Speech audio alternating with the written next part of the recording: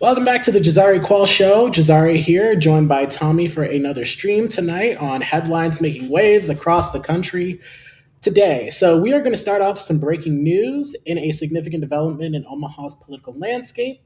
State Senator Mike McDonnell, has officially announced his candidacy for mayor. This sets the stage for a compelling race against the incumbent mayor Gene Stothert, who is seeking a fourth term. So let's talk about this a little bit. Some background on Mike McDonnell. He served as the chief of the Omaha Fire Department and has been a member of the Nebraska legislature representing the 5th District. He served 2 terms. But earlier this year, McDonnell made headlines after switching his party affiliation from Democrat to Republican and giving the Republicans the necessary vote needed to pass abortion restrictions and trans healthcare restrictions in Nebraska. Which was a move that surprised a lot of people. But so this mayoral race, McDonnell's entry into it is going to be a huge challenge for Stothert, I think, just because, he's pretty good with the unions and things up there. But both candidates now identify as Republican, and Stothert is pretty popular in Omaha. I mean, she's been reelected several times. But yeah, what is your take on this announcement? Tommy, you've seen it coming for a while, actually. I mean, for a long time, we really did think that he was going to run for Omaha mayor, and that was back when he was still a Democrat. Like, people at the party were pretty certain that's what he wanted to do, even though he was like, "Hey, I'm focused on my current role." It's when he became a Republican, that's when everything kind of got thrown for a loop, because it's like, there's no way this guy thinks he can run against Stothert as a Republican, right? So, people in the party, they were just like, speculating that, maybe he's going to get like a position within the Pillen administration or something like that, because it would just be unthinkable to try to run as a Republican against a popular Republican incumbent. Right. But apparently, I just don't understand what his thinking is here, because he's not going to get a lot of Democrats voting for him, that's for sure. And as I understand it, like Stothert is going to be, I mean, she's pretty popular from what I understand. But I mean, if it's him and Stothert in the general election, which I don't think both of them can make it, to be honest. But if it's I know liberals who will go out and knock doors for Stothert over this guy. Seriously? Oh yeah. Stothert, I mean, she has an interesting coalition. I mean, it's probably a dominated. The Omaha is probably dominated by Democratic voters, but she enjoys popularity amongst everyone because she keeps it to what her purview is. It's not very sexy stuff, but it's like responsible use of public dollars, that sort of fixing potholes or whatever, managing the future of the city. But also, she'll show up to pride parades. She'll show up to all kinds of community fairs or events and stuff, especially like ethnic events. And it's like people just really like her, and that's why the Democrats can never get somebody to beat her. Yeah, I mean, I like her. During I think a Juneteenth parade, when she was walking, somebody yelled, "Fix them streets!" at her from the side. Yeah, I don't know if it seems like we always have a road or a condition problem everywhere here in Nebraska. But so some key issues that we're expecting his campaign to focus on, since he has a background with the Omaha Fire Department, he's expected to focus on public safety, including fire services and law enforcement, obviously, as central parts of his campaign. I think it's safe to kind of assume that. He's going to talk about economic development, addressing economic growth, job creation, all that kind of, economic stuff that everyone talks about. But he also might focus on improving city infrastructure, public transportation, and essential services to enhance the quality of life for Omaha residents. So, I mean, I feel like mayoral races, especially in Lincoln and Omaha, are pretty just economic business, local business, focused. They don't really talk about, there's not a whole bunch of hot button issues, I guess, that could be talked about during that, because you just serve as the chief executive of the city. You're just making sure that there's economic growth, everyone is safe, city services are available for everyone who need them, et cetera, et cetera. Yeah, I mean, it's definitely not going to be a lot of room for social issues, and I don't think Stothert will go there anyway. And he brings controversy to the table for being that decisive vote on reproductive rights and trans rights and stuff. But I mean, I don't see Stothert hitting him with that. Perhaps his Democratic opponents in the primary will. But for the most part, people want to know their tax dollars are being used wisely. We're going to fix the potholes, that sort of thing. The thing they have openly sparred over, I read just a little bit about today, is they've sparred over the Omaha streetcar program that's going to cost at least $300 million. He's criticized it as, an irresponsible use of city funds. They're also using tax increment finance, which seems like everybody hates tax increment finance and stuff. And she's hit back by saying, like, well, you don't even attend the hearings on the streetcar program, and if you're such a problem, why don't you show up to listen? But Right. yeah, I mean, they're probably going to spar over tax dollars, and I don't know. I'm sure now that McDonnell is a Republican, he'll try to make the case that violent crime is up, even though it's not. So yeah, it's going to be crime and safety and tax dollars, relatively boring stuff. Yeah, and it's going to be, I mean, a lot of critics are going to be talking about, his changing his political affiliations and things like that. So I think that's going to be a topic for hot debate. And it's also kind of like, if they make this about more like partisanship stuff, people would say, like, why vote for the new Republican when you could vote for the long time, staunch conservative? So yeah. Mike McDonnell. Yeah, that's one of the things some of the progressives within the Democratic Party are trying to say to all the people who've been doing the postmortem, saying that, well, the reason why they didn't vote for us because, we were woke. So now we need to be harsher on the border. We need to stop fighting for civil rights and stuff like that. And the retort is like, why would anybody want to vote for Republican light when they can vote for Republican? If they're wanting to vote Republican, why would you vote for diet Republican? Why go for great value when you can get name brand? Yeah, and sugar tastes good, so none of that artificial sweeteners, just full on. Yeah. So Jasmine Harris, a Democrat who ran for this same seat last election cycle for this race, put out a statement today saying, quote, "The addition of Republican Mike McDonnell to the Omaha mayoral race underscores that the table is being set with a range of perspectives and ideas. I welcome this opportunity to engage in a robust and thoughtful conversation about what's best for our city and how we can collectively shape Omaha's future. My campaign remains focused on making Omaha a place for everyone, a city where every resident, regardless of their background or neighborhood, feels valued and empowered. I look forward to connecting with the community, exchanging ideas, and building a vision that prioritizes safety, opportunity, and progress for all." So, pretty standard statement about somebody else pretty hopping standard, in. Yeah, she was on my show the last time she ran. So I had her on the last time she ran. She sounds like this. Pretty much. This pretty much sounds like her. Yeah, I mean, she's a pretty. Okay.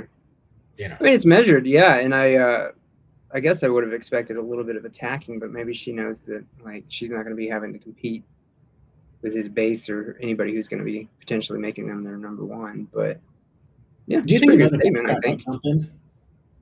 Isn't there 3 right now? I think there's 3 of them. There's Ewers or something like that.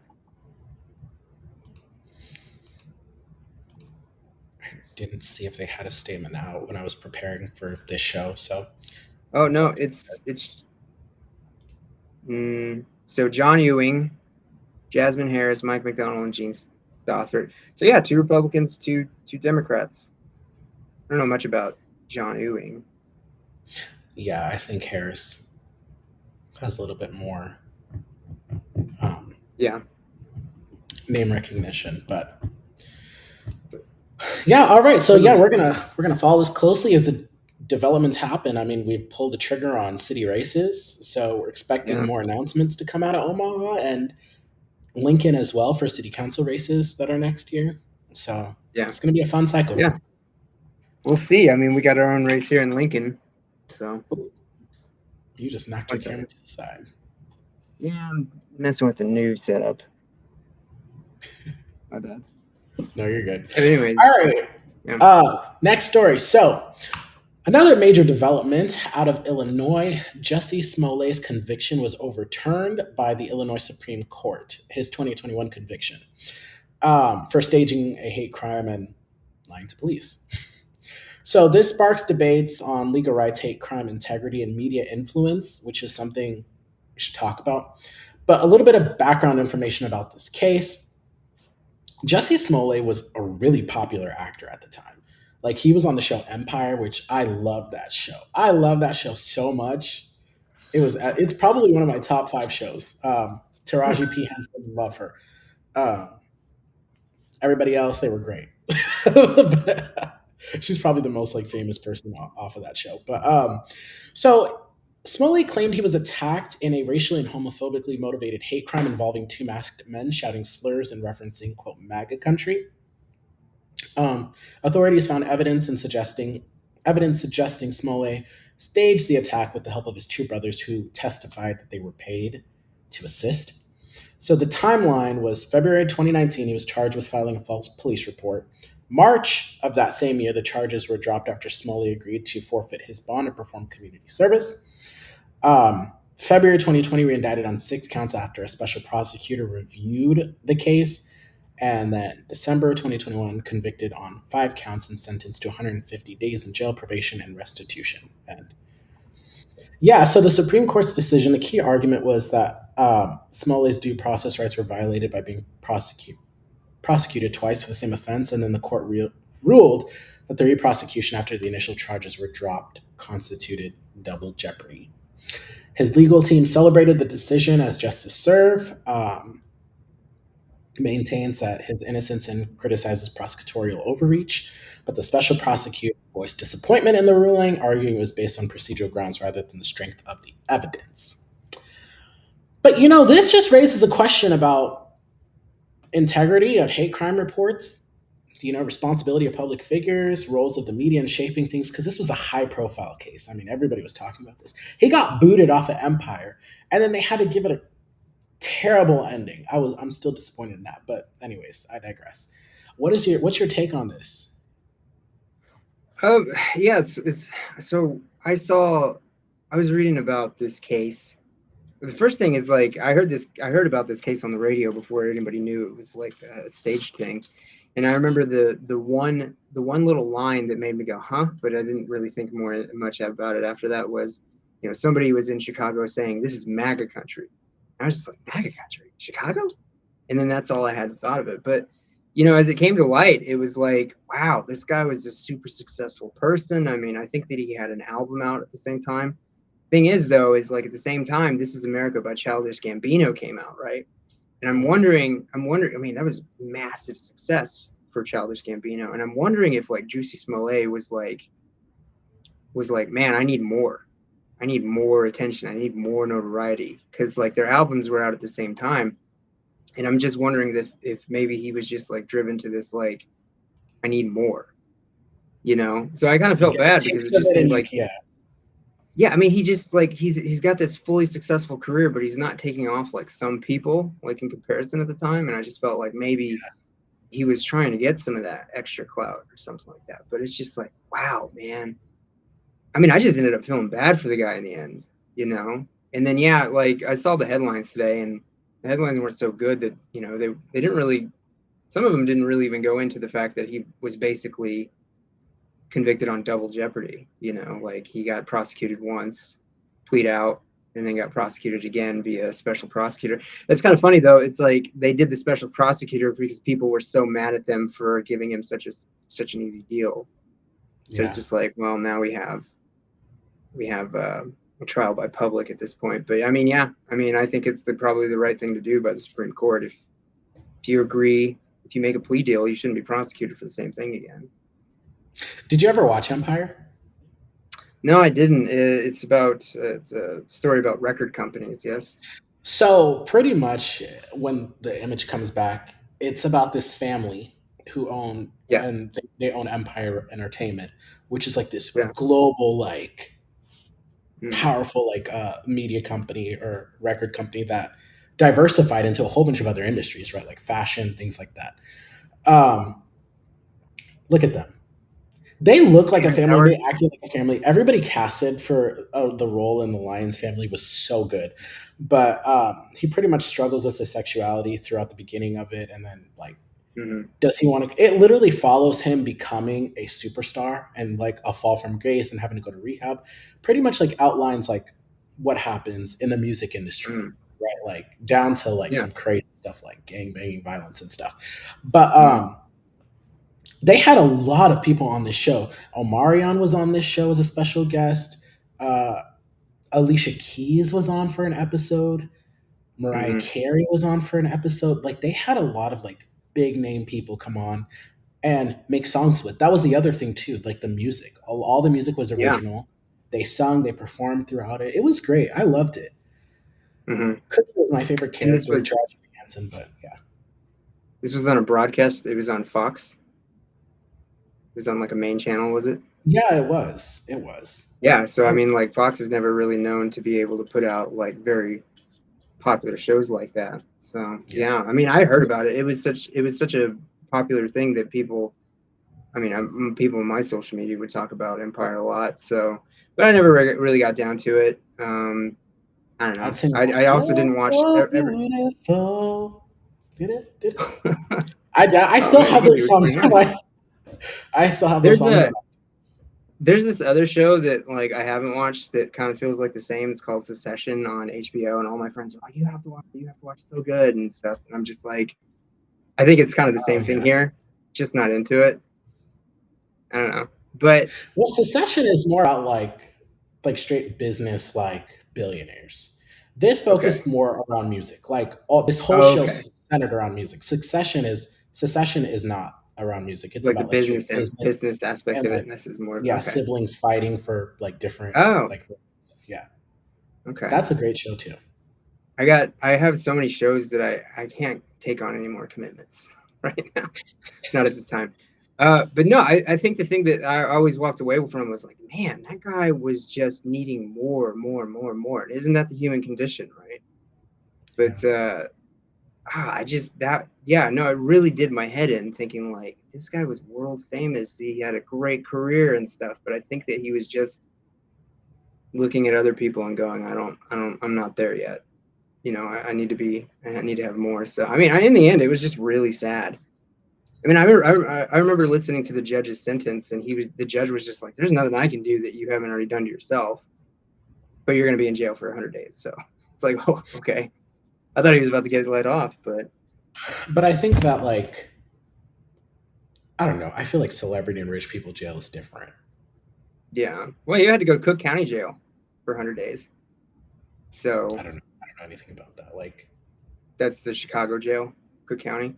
But man, I'm wondering if he's not going to try to like, you know, rehab his brand and try to go away saying this was like, oh, I was declared innocent. It's like, you were thrown out on a technicality, but I mean, I see so many people coming back from being canceled that it's just like cancel culture is not real.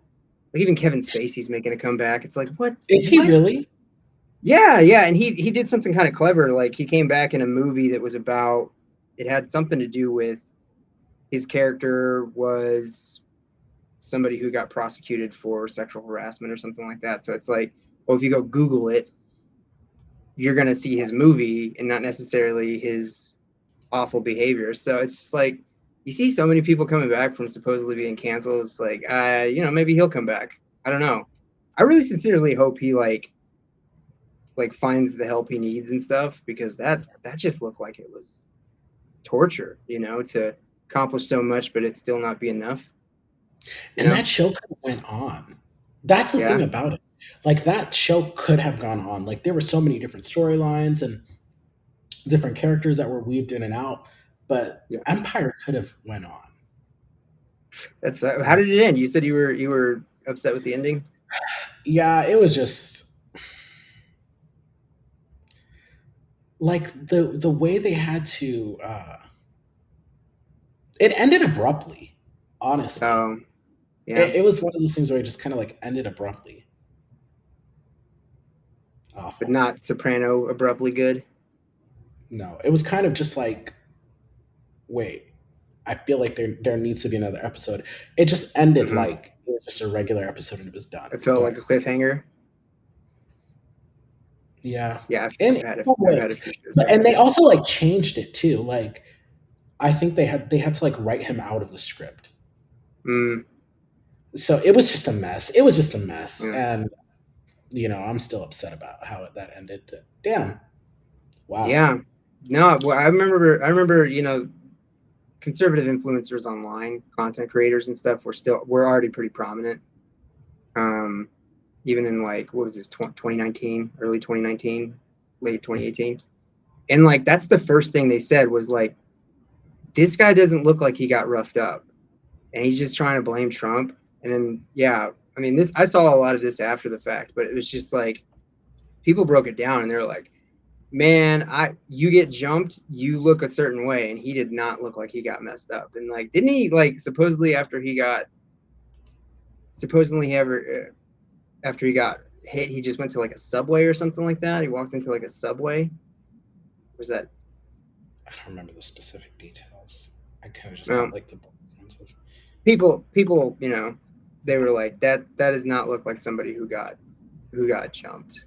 Like right it wouldn't in be safe. Chicago. Like, ooh, Yeah, and I never thought anything of it until way after the fact. But the only thing that made me go, huh, was like somebody screaming MAGA country in Chicago. And Dave Chappelle does a really funny joke about this where he's like kind of doing a little sketch comedy on it. And he says, Jesse Smollett says, this guy screamed MAGA country. And the cop was like, MAGA country?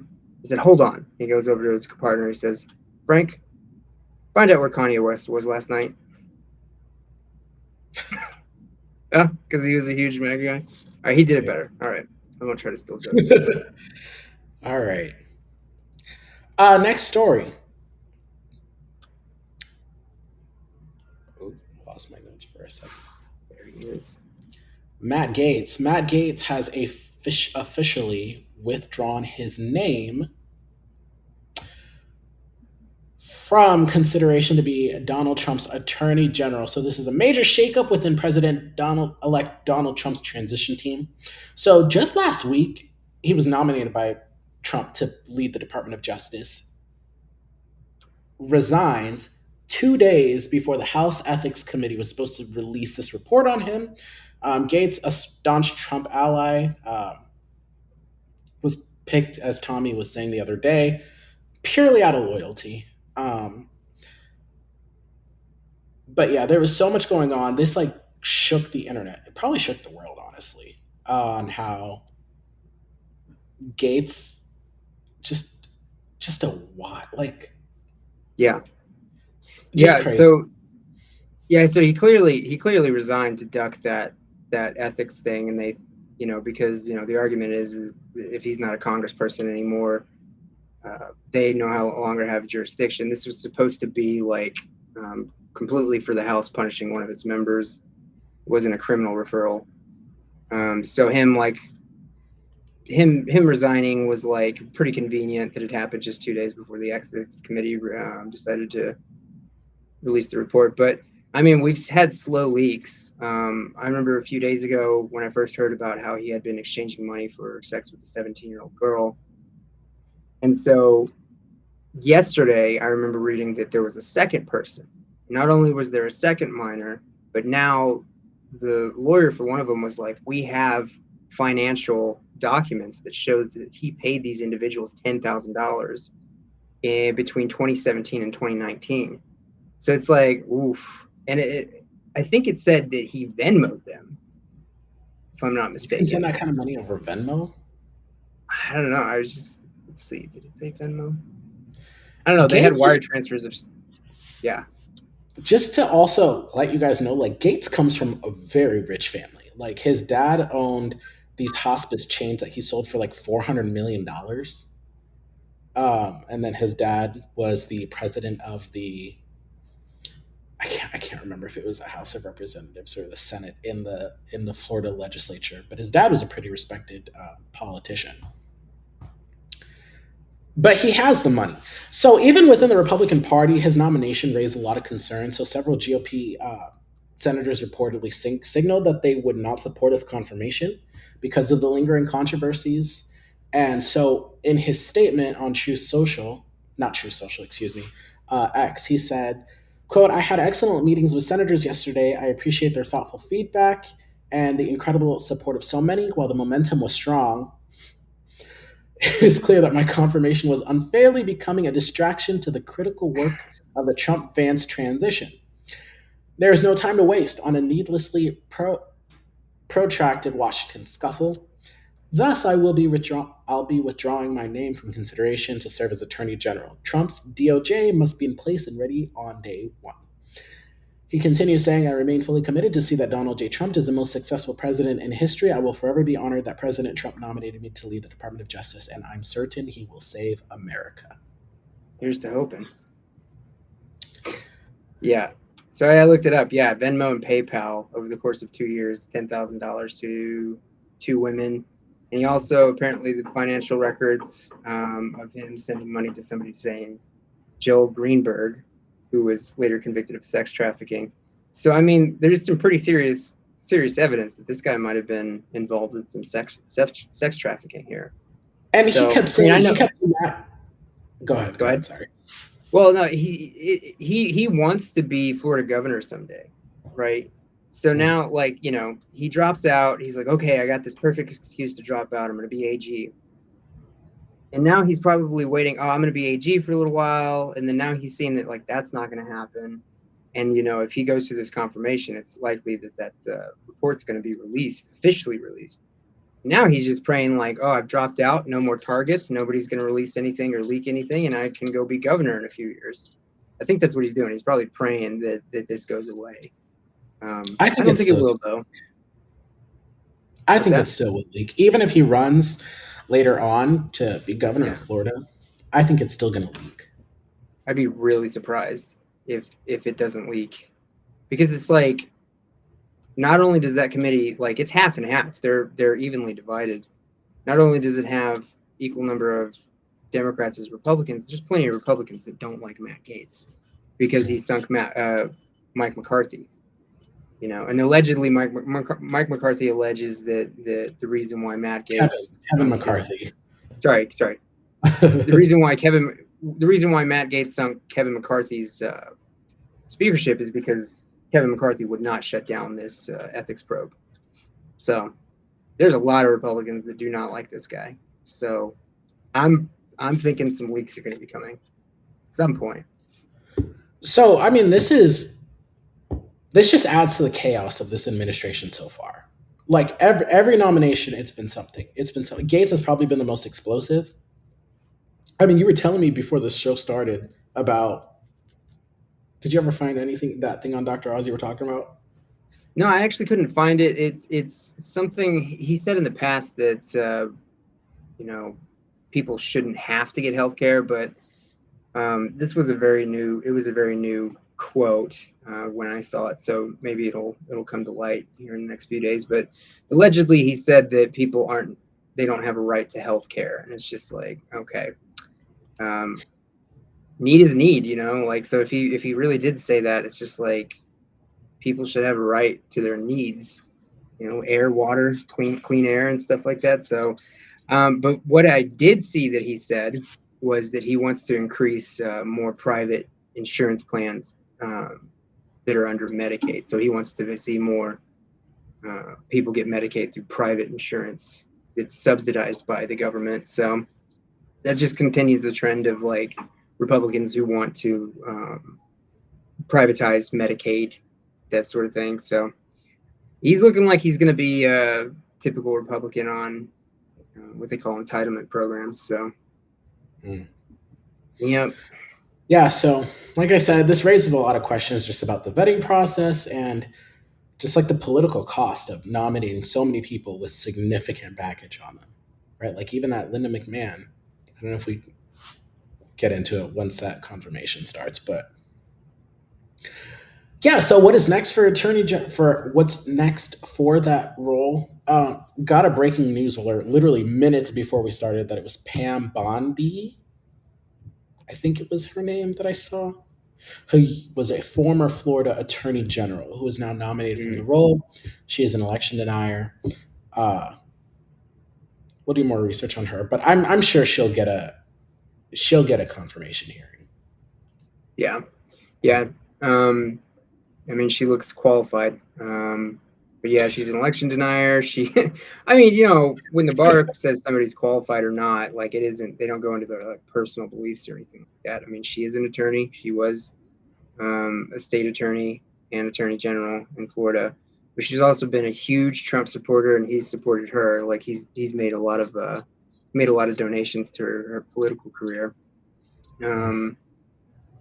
But no, she seems like the type that Trump would want because he's wanting to go on his revenge tour and he needs a good loyal AG to do it. So she seems like the type so far. So Crazy.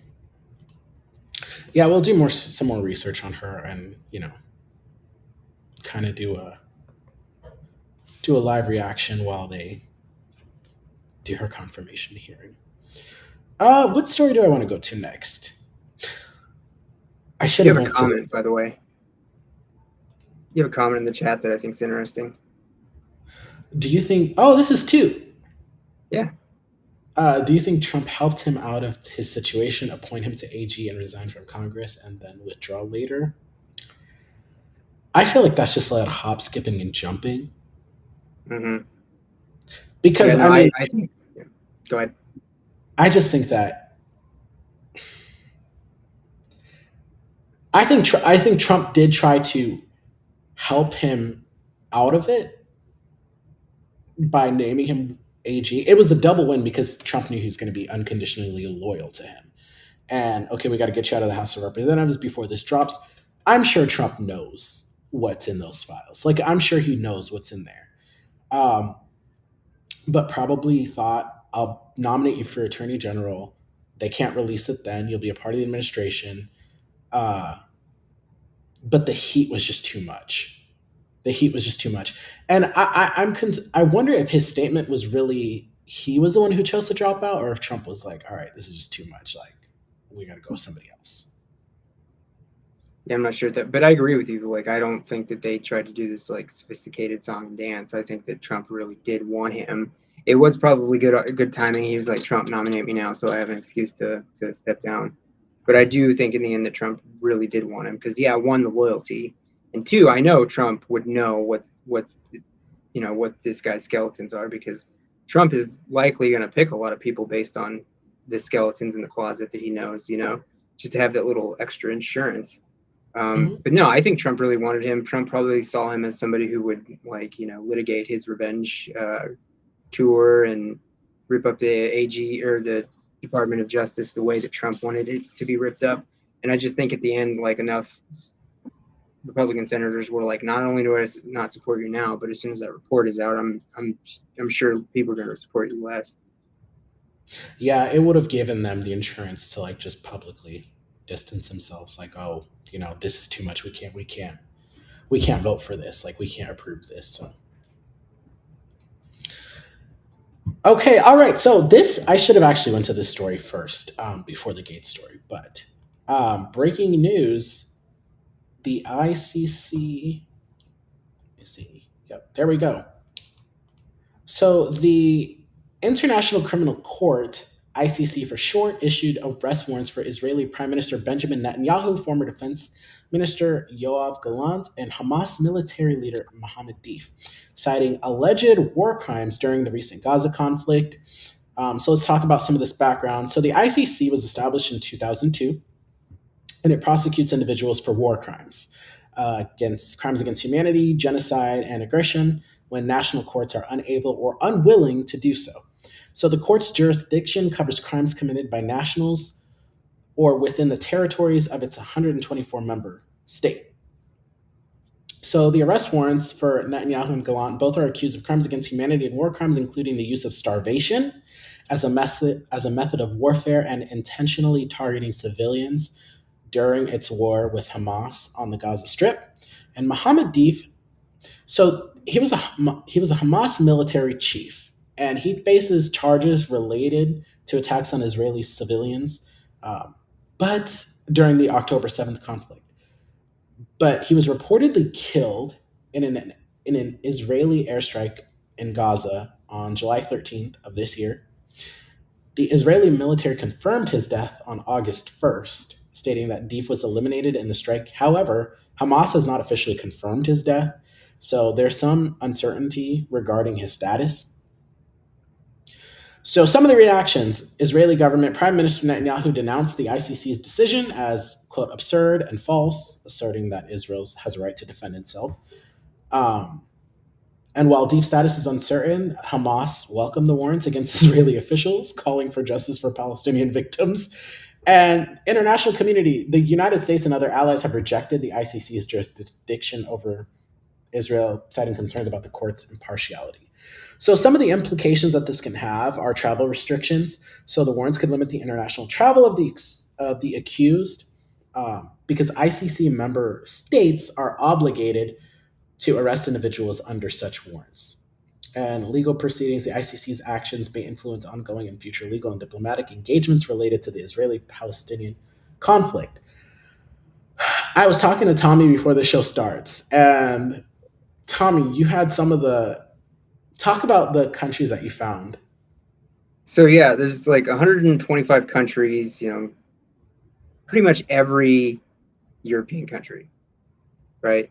The only European countries that aren't signed on to this are Ukraine, Russia, Belarus, the Vatican, and there was one other one, but I can't really remember. But yeah, I mean, completely unprecedented. There's not a lot of places he can go in the world anymore. You have you have Australia, New Zealand on this, even Afghanistan. I don't know. I mean, there's signatories and stuff, but I think that one might have lapsed a little bit. But I mean, he's not going to be able to participate in any like global forums or anything like that. He's kind of somewhat of a de facto pariah at this point. Oh my gosh, I didn't even think of that. What's that? Just the forums and stuff, and like different summits and events. Yeah. So go ahead. I was gonna say, I asked Tommy before the show started. I was like, so what if he has like a layover, like a flight layover in these places? So I was like, he's not gonna have a layover there. But he's not gonna have a layover. Nope. Unless he wants to go straight to the Vatican or something. I don't think the Vatican has an airport, so yeah, it's unprecedented. We've never seen a sitting leader of an Western nation like this, indicted for this. So I mean, it's really gonna push to, like, I guess, the credibility of the court, because they're already saying, well, it's not a partial. This guy is biased. This prosecutor. And then, of course, like, as long as he stays out of the ICC countries, he'll be fine for sure. But it's like, what if he does go to one of these nations?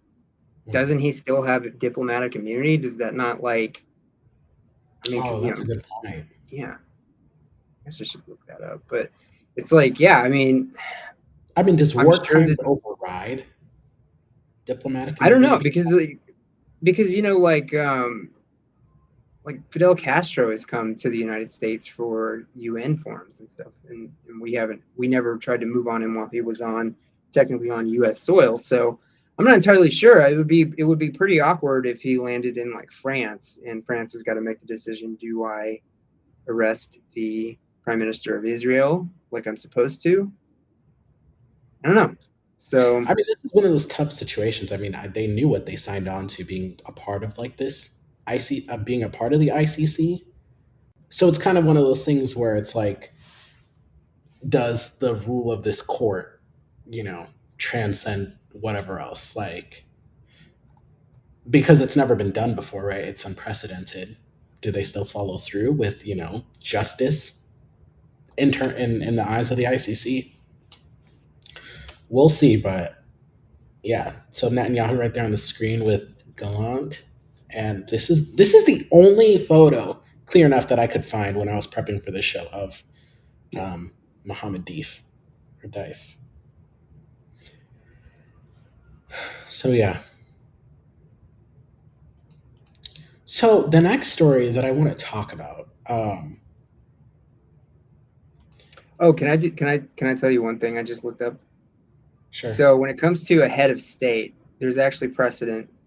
Um, so what was I don't know the year, but the ICC issued an arrest warrant for Sudanese President Omar al-Bashir while he was in office, alleging war crimes in Darfur.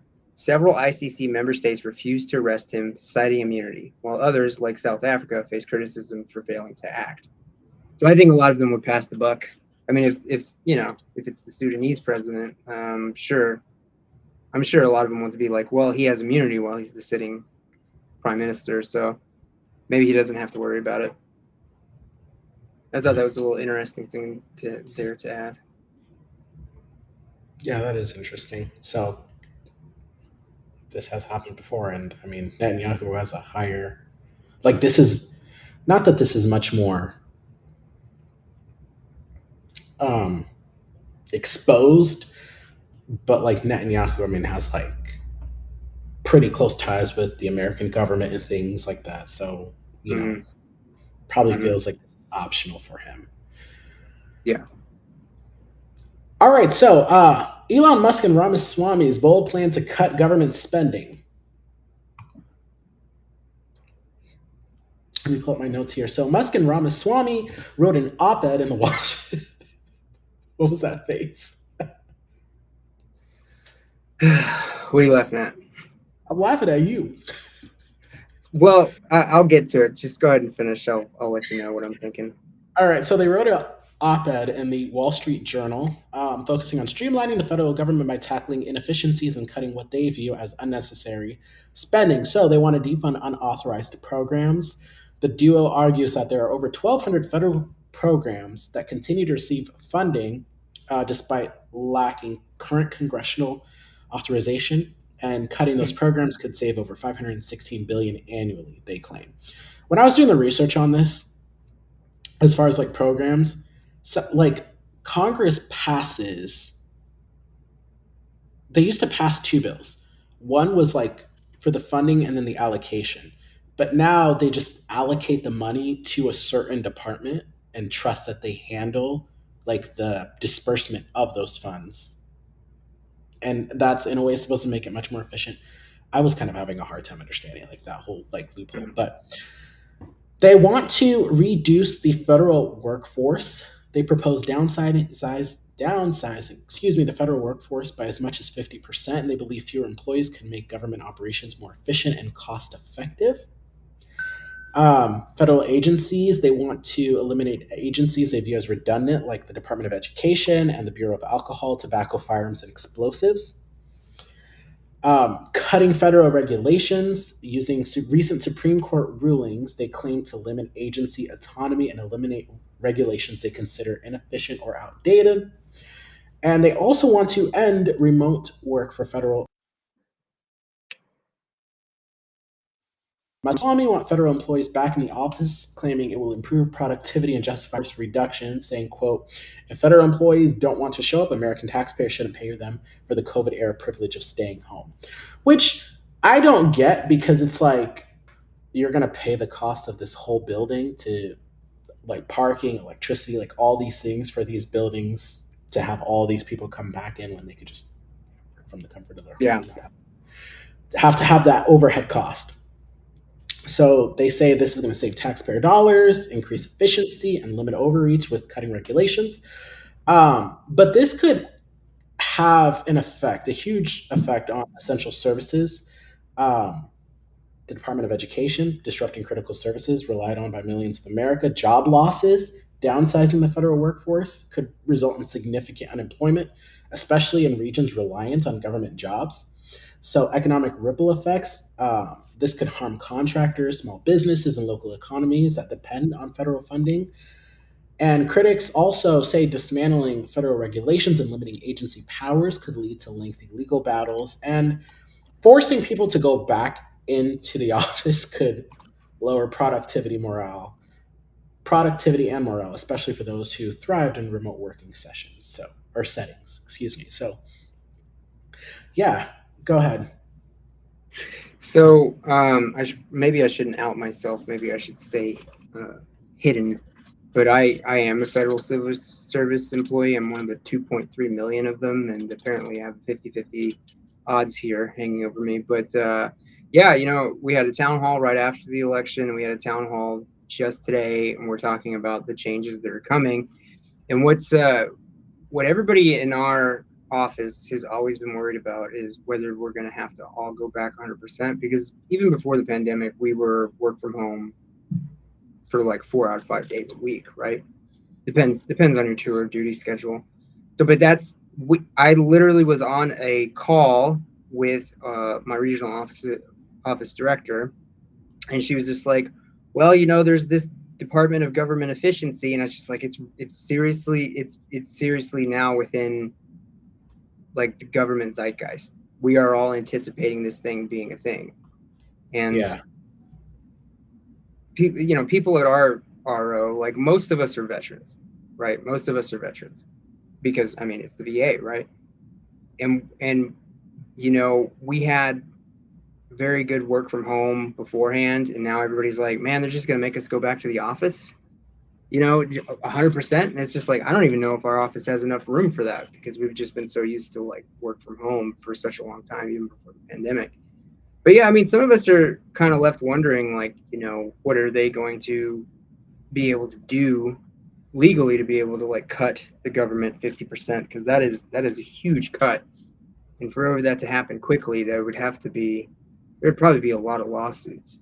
But yeah, everybody's thinking about it now, because if we're at the VA, people don't like playing political football with the VA. If we're thinking about it and worrying about it a little bit, then yeah, I guess people are taking this very seriously about a possible coming reduction in force, or all back to the office, even though we were pretty much working from home most of the time beforehand. But hopefully nobody who's cutting jobs sees this video, sees me saying this. It would be a huge shock to the system. Yeah. Disrupting services that people rely on, right? Like that's going to spark a lot of outrage. Yeah. And like I said earlier, in like a place where there's a lot of federal employees, right? Like say you eliminate, I don't know, 5,000 jobs in DC, now you got 5,000 people who are unemployed. Do they get unemployment benefits? Are they going to get severance packages? Like stuff like that. What do you think of this whole thing? The Doge. Well, you mentioned it earlier a little bit ago, but I kind of it's want to laugh at it and be just, but it's just like, I've been laughing at Donald Trump for like 8 years. Look at the silly clown. It's like, well, not so silly anymore, is he? Never was he ever. And it's just like, well, okay, we'll see what they got to get some authority from Congress, I think. Like, it's not going to be a real department unless they pass some laws. So that was funny. Elizabeth Warren, like, as soon as they started talking about this, Elizabeth Warren was like, oh yeah, Department of Government Efficiency with 2 co-equal leaders running this department. She's like, that's very efficient. Sounds very efficient to me. right. Apparently Marjorie Taylor Greene's going to be like a vice president or a vice chair or whatever this is, as well. So Wow. I don't know. Maybe we're about to have a very robust and efficient government. Who knows? Stranger things have happened, and hopefully I keep my job. The amount of people who are not even in the federal government who are like, I don't know if I'll keep my job, because I have a friend who's in like environmental education, and a lot of her budget comes from like federal government subsidies. So it's like, well, environmental education is probably going away, so my job's probably going away. And it's just like, man, so many people who aren't even in the federal government are thinking about their jobs might be on the line. But who knows? We'll see. I've had a pretty good life, been a pretty good run. Can't complain. I'm telling you, dude, like This is just wild. So I've been seeing a lot of videos of FAFO, Um, and people not knowing. One of the huge things they want to gut is the ACA, the Affordable Care Act, which was coined Obamacare by his critics. Um, and it's astonishing how many people did not know that those two things were the same thing, the Affordable Care Act and Obamacare. I saw this video of this guy talking about how, I hope Trump guts Obamacare, that terrible legislation, but he better not touch the Affordable Care Act because that's how I get my insurance and stuff. There have been so many restitches of that video, Eesh. that clip, but seeing the Google search trends surge after the election, like people trying to do research after the situation was done and over with. Wild. So we have one more story for you guys today. So let me pull up my notes here before I go to this. So, in a historic milestone in American politics, the election of Sarah McBride as the first openly transgender person to serve in the United States Congress, representing Delaware's at-large congressional district, has sparked a lot of debates and controversy on Capitol Hill, primarily by this representative of South Carolina right here, Nancy Mace, who's on the left side of the screen, right side of the screen right now. A little bit about McBride. Born and raised in Wilmington, Delaware, had been a dedicated advocate of the LGBTQ rights from a young age. Her activism gained national attention during her tenure as a student body president at American University, where she came out as transgender in 2012. Went on to be a part of the Delaware State Senate, and then this year was elected to Congress. So she has faced a lot of opposition from some colleagues or future colleagues, notably Republican Representative Nancy Mace, who introduced a resolution aimed at restricting McBride's access to women's restrooms in the Capitol, citing concerns over, quote, women's security. And Mace had gone on like a huge social media thing on this, tweeting multiple times about this, going on multiple different shows, giving statements to the press, talking about how this is not going to stand, she's not going to let this fly, pretty much attacking her. I have this clip here. Let's take a listen and we'll come back with some other. Anywhere across the country. Yeah, but are you going after a marginalized person here?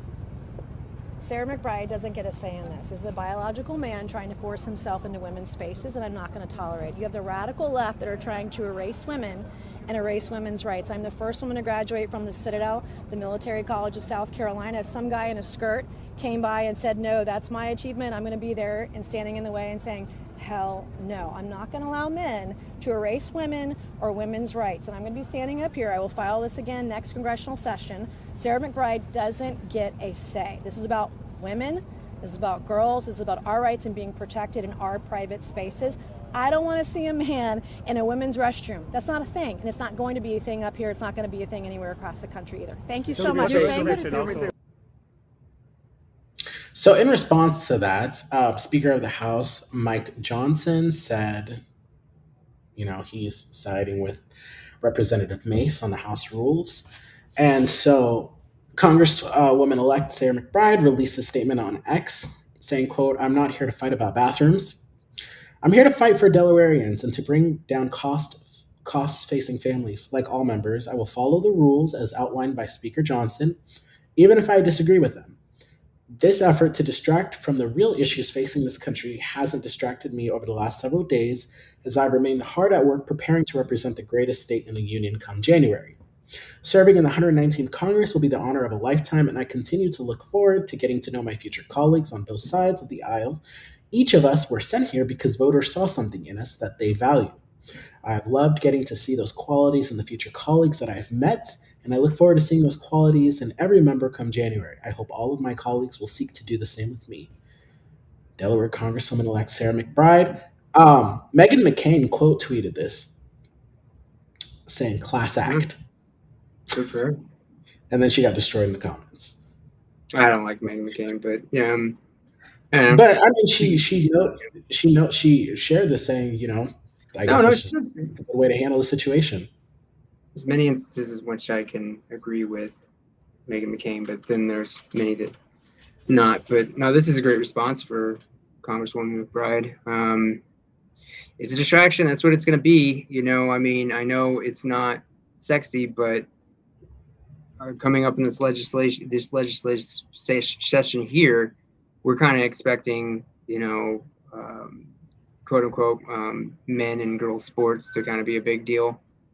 We're kind of hoping we're wrong. I mean, people are hoping they're wrong. They're just kind of holding their breath right now, wanting to see if Republicans will, kind of just take a breather this session. They got some big wins.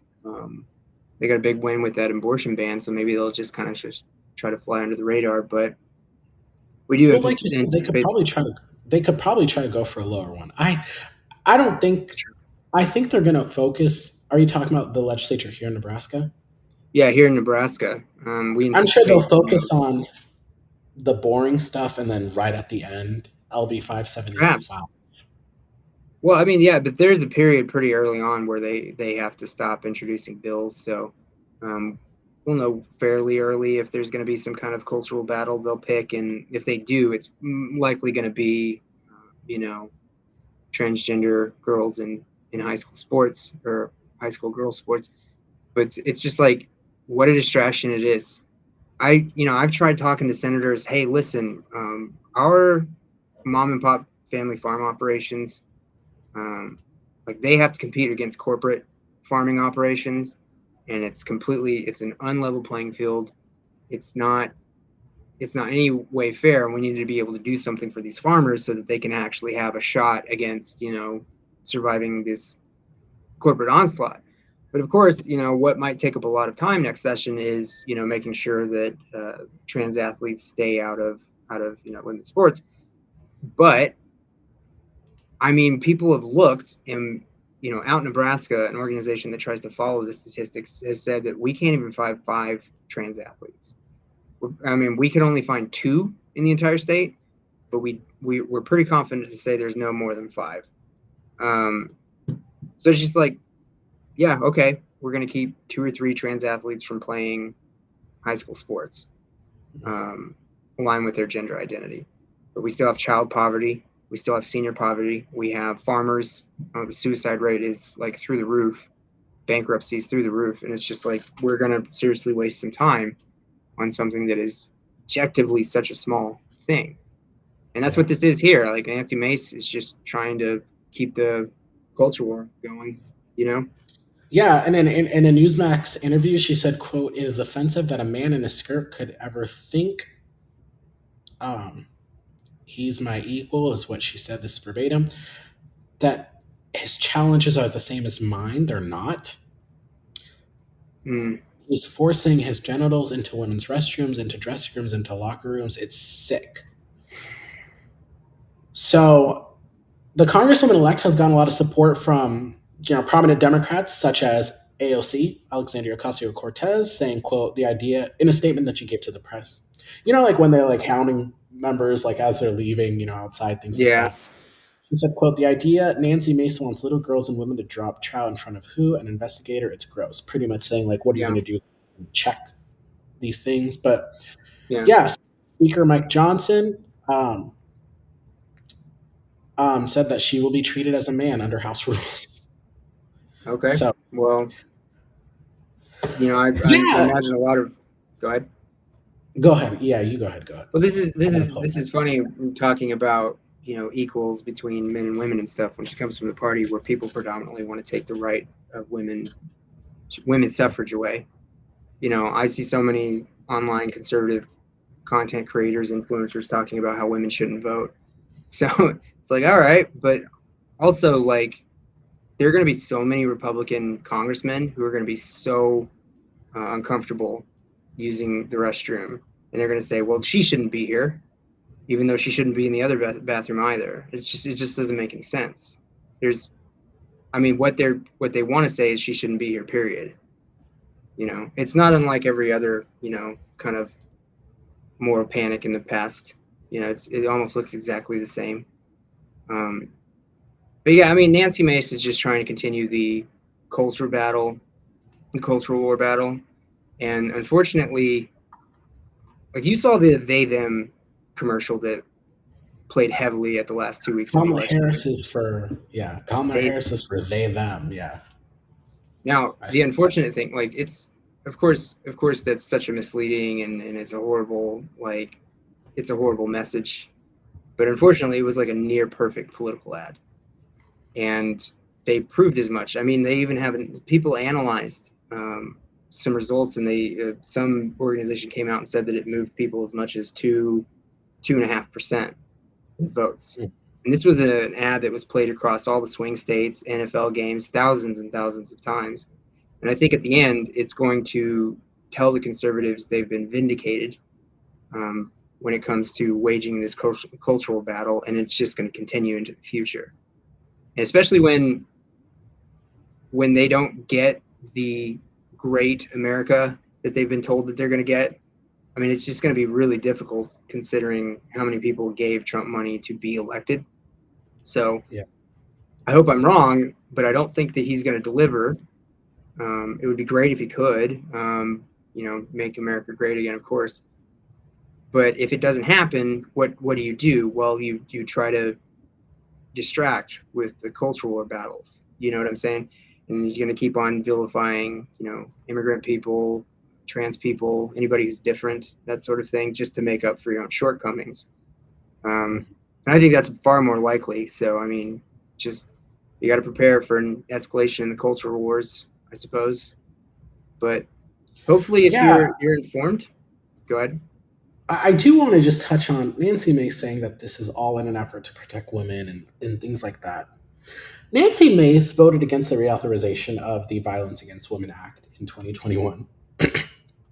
Some of the things that she outlined for not supporting the reauthorization was concerned about transgender protections that were within that. She expressed concerns about transgender individuals accessing women's shelters and services, citing potential safety and privacy issues for cisgender women. However, she also opposed the bill because it sought to close what they call the boyfriend loophole, preventing individuals convicted of domestic violence against dating partners from purchasing firearms. And Mace and other critics viewed this provision as an infringement upon Second Amendment rights. Unserious. So do you care about protecting women or not? Because if someone is the victim of domestic abuse, you're going to allow that abuser to go and be able to purchase a deadly weapon. Mm-hmm. Do you know what I mean? So it's kind of just like... And they call that the boyfriend loophole? They call it the boyfriend loophole. So she voted against it in 2021, the whole thing. But that's weird. Mm-hmm. You say you want to protect women and all of these things, but then it's like, one of the reasons why I'm going to vote against this bill to protect women, the violence against women, is because I don't want this to prevent, other men from getting guns. Yeah, I think the boyfriend loophole was a new one when it came to the reauthorization. I don't think that was in there beforehand. No, it wasn't. That was one of the reasons why she said she voted against it, because she felt that was infringing on Second Amendment rights. Women-only shelters. Okay, I see now. Yeah, I mean, I think if I'm going to be a little pessimistic, I think that, the Violence Against Women Act, I think that was a Biden bill, if I'm not mistaken. And I think that's probably one of those things has to do with it. Like, you don't want to let a Biden achievement live on and stuff. And then also, there's the cultural war aspect of it.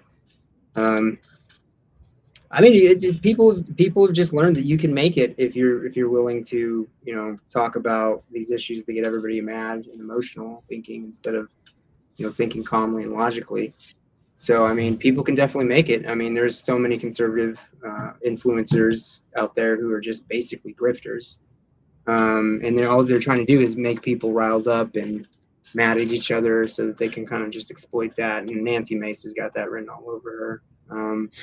She's just trying to be a brand And this So makes me so mad because for everyone watching, this is why it's important to follow members of Congress and the way they vote on things. Now that the internet, is accessible and things can go instantly viral, get this. I think it was the infrastructure bill or something like that, or a part of the American Rescue Act. I forget which one, but I forget which state, but it was a GOP House member that voted against this bill that their city or state benefited, like got so much money from to like help with their infrastructure and things. And she does this like victory lap on Twitter, known at the time as Twitter, saying, "Oh, we secured X amount for this and this and this, and we're cleaning up infrastructure." Pretty much doing a victory lap on what this would mean for her state. Everybody started posting the screenshots of the voting record saying, "You voted against this." So they run and do victory laps when there's legislation passed that benefits their states that they voted against. But in the moment, mhm. it doesn't want to give it a win. Take the win where you can, right? Be like, you know what? I can work with the other side. I can, get through bipartisanship things for the betterment of the American people. Versus, like you said, doing these culture war things, using this inflammatory rhetoric, going on these social media circuits and doing all of this stuff, and then trying to do a victory lap at the end when the legislation that was going to benefit your constituents gets pushed through without your help. Crazy. I mean, Unserious. it's a spectacle. I mean, what does every presidential race look like? Super Bowl. It's like I have friends from Canada, England, Germany. They look at the coverage that our presidential races get, and they're just like, why? Like why is it like this? Why it looks like a circus, a spectacle, something that people put on, but it's just like it's one of those things. Like notoriety gets you there in Yeah, America. you would think that the race to become the leader of the free world would be much more demure. Mhm. I mean, it's like people are always they say they're dying for a very boring civil servant to be their politician, but I mean, for various reasons, we're always kind of roped into this like two personality battles that you got to choose from, and they're like completely different apart. It's never like where's the boring people? Can't do that anymore because um, the way our election system is like set up, if you want to win a primary, you got to be the most conservative. It's a Republican primary. You got to be out there and that sort of thing. And eventually, the two people that make it in the general election typically are just like not even close to being moderates on most issues. So I mean, these days we just see that there's tons of Republican primaries out there where far right Republicans are coming in and beating incumbents, and then everybody's seeing like, oh, you got to be loud, you got to wage the cultural war, you got to get everybody riled up. That's the way to do it, and that's where the incentives are in the election system.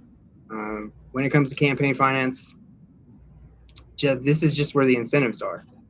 Yeah. This has got to stop being a winning act.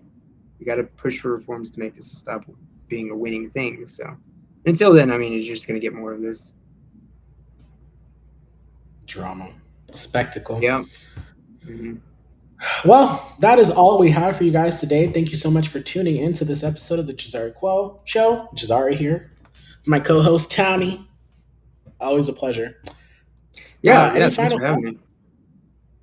Oh no, I just kind of just want to. I know this might just be me nerding out, but the heat for DNC chairs just keeps on developing, and the field isn't set yet, so I just don't really want to go into it until we kind of get a full picture of what the field is going to look like. But we talked about Ken Martin. He came out of the gate. I thought my count before he came out was about 70, but he came out of the gate with about 83. But now he's over 100 endorsements from voting members in the DNC, and you only need 224. How many voting members are there in the DNC? 447. Wow. Yeah, most of them come from the states and the territories, and that's where he has a huge advantage. But his progressive challenger, because there's Ken Martin and somebody else, and Martin O'Malley are currently declared. I've been told that Rahm Emanuel won't actually announce, even though he has expressed some interest. But then there's this other guy from Wisconsin called Ben Winkler. He's also a progressive challenger. And the reason why he hasn't announced, even though there's a slow drip of news out of Wisconsin saying he's considering it, is because he probably doesn't have a lot of pledges. I think the interesting thing that people need to think about is when you come out the gate with 83 endorsements for the chair, it's very unusual. And that didn't happen overnight. They've probably been working at this for a while. And now he's over 100 pledged. He only needs to get 224 votes to be the chair. I think he's got it. And that actually does have some implications for us because, and this is just me speculating, but it does look like our chair here, the chair of the NDP, has been in on this effort. She looks like she's quite a strong surrogate for him. So, I mean, if Ken Martin becomes DNC chair, we might see the state chair Jane Kleb be elevated to a higher position within the DNC. So I thought that was kind of interesting. But you know, when it feels like the race is kind of set, we can just kind of do a show on how all this works and stuff. So, but it's getting pretty exciting, even for us here in Nebraska. Well, if that is the case, and let's say she does go and become the vice chair, that opens up the spot here in Nebraska for. No, and you don't want that to happen.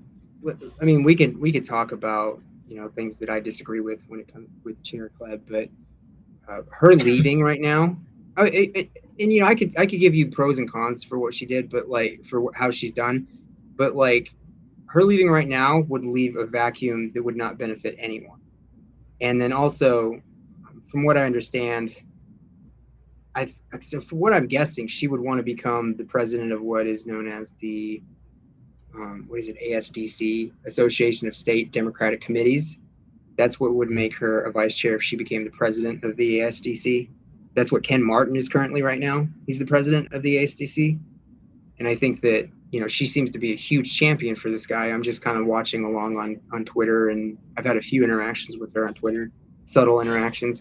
And it looks like that's what she might be gunning for. I can't quite tell because, a lot of this is speculation. But if she becomes the president of the ASDC, she has to stay a state chair. So she can't take off if that's the spot she's going for.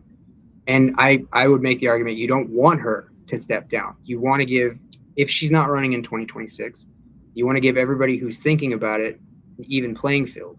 There are people right now who are ready to pounce on the opportunity of a sudden vacancy, and they're not necessarily the best chairs to come after her. There are some people who are thinking about it right now. They're not ready. So at the very least, no matter how you feel about her, she needs to stay in as state chair till 2026, till her term is up, so that we can actually have a real process of selecting another chair. But if she stays on, if she does get this ASDC position and become a vice chair, and she stays on as state chair past 2026, I still think that's interesting too, as far as what that could open her up to, as far as helping us out down here. So it's very exciting. I'm sure it would put a lot of people to sleep, but paying attention, that's what we got right now. That's what we got to look forward to right now, who the next DNC chair is. And if it's the right person, and I believe it's Ken Martin, then things should be looking up for us, is what I'm trying to say. If it's a Rahm Emanuel or Martin O'Malley, what are we doing? That's all I'm saying. Yeah, for sure. And the importance of this, guys, is that this is going to set up messaging for 2026, the midterms, that could turn the tides in the Democrats' favor. And depending on how this Trump administration plays out the first couple of years, and also for the next presidential election, right? So one thing that we talked about, the Democrats were missing was some kind of central messaging that the right had pretty down locked. They focused on safety, the border, freedoms, family, things like that. The Democrats didn't have a central message. See, the central message was Project 2025 and Donald Trump's a threat to democracy. That was kind of it. And I don't think a lot of people took that seriously because the Democrats lost the election. Mm-hmm. So, yeah. Yeah, that's the first sign that the Democrats will be moving into a different direction. Ken Martin is not somebody who's backed by a bunch of wealthy billionaires, that sort of thing. He's somebody who does talk about kitchen table economics, that sort of thing, bridging the rural-urban divide. He's very good at ground game. In Minnesota, he did invest a lot in ground game and organizing. And one of the reasons why, and you can't just give all the credit, but one of the reasons why they were able to capture a trifecta in Minnesota is because they were able to flip a few House districts. I believe it was the House districts for the legislature, their state legislature, from red to blue. And it gave them a very small majority in both House, Senate, and then they had the governor. And then they were able to deliver this huge package of progressive victories. And it was because of a lot of reasons, but was one of them is because Ken Martin believes in grassroots organizing, investing in grassroots organizing, and investing in young people to like learn how to do that. Like I remember reading that he had like money for basically paid internships to teach people how to organize, grassroots organizing and stuff. So, I mean, Martin O'Malley is somebody who's status quo. You know, he's going to be more worried about making, you know, wealthy donors happy. But I think Ken Martin is going to be somebody who's going to try to be making the pitch to working class people, you know? So I'm really hopeful. He's got over 100 pledges so far. It just needs 224. I mean, numbers beget numbers.